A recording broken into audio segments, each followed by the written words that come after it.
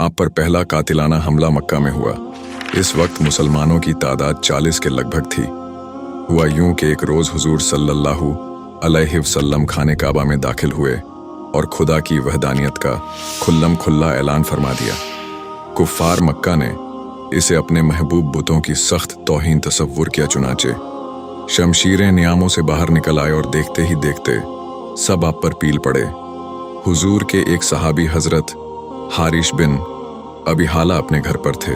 जब उन्हें सूरत हाल की इत्तला हुई तो तशवीश और इज़्तिराब के आलम में काबा की जानीब उठ भागे और अंदर दाखिल होते ही हुजूर को बचाने के लिए मुश्तिल हुजूम से गुत्थम गुत्था हो गए। इस खूनरेज हंगामा में हुजूर तो बच गए, पर हारिश कुफ्फार के हत्थे चढ़ गए।